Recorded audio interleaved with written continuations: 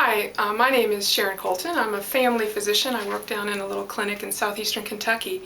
And I've tried to give a little thought about the death penalty and why I've come to this place of being against it. And it really had to start back when I was in college. I was in a Catholic university during the Vietnam War, during the time of Kent State, and got involved in the anti-war movement at the time. And it was really the first time that I really thought about life issues seriously.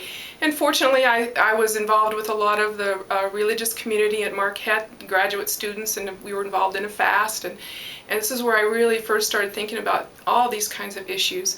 And when I came down to Kentucky, I was very involved with the Catholic community of Appalachia and other regional people of faith and various justice issues of all kinds, not only the death penalty, but poverty in eastern Kentucky and those kinds of things. And I remember the first time that I really thought a lot about the death penalty was when a saying came out, I think it was sometime in the 70s, that said, why do we kill people? To teach people that killing people is wrong.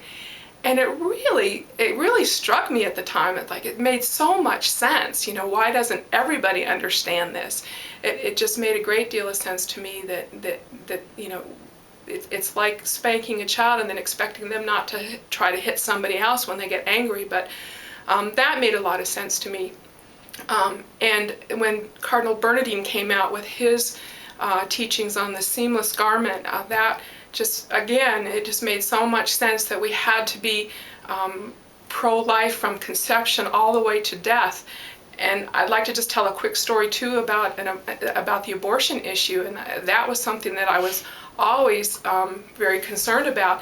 But I had a priest tell me one time of an encounter he had with a young woman. He was counseling her and saying, you know, about her pregnancy, and he wasn't able to talk her out of the abortion. And so he finally said at the very end, he said, well, he said, if you're going to do this, I need to make sure you're going to do it in a safe way and not going to hurt yourself. So we need to find a safe way to go about it. And this woman was so taken and moved by his compassion for her that she didn't get the abortion done.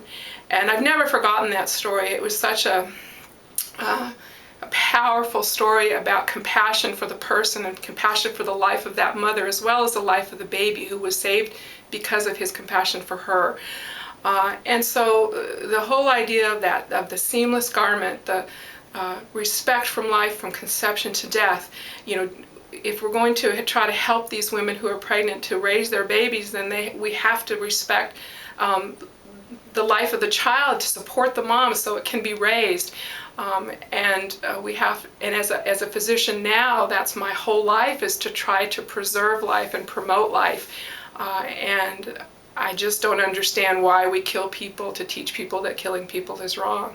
I've never had anyone killed in my family through a violent episode, and I don't know how I would feel, but I hope I would feel the same way, that somehow we have to forgive that person and hope that there's salvation somehow in them being alive and maybe sometimes coming to terms with what they've done.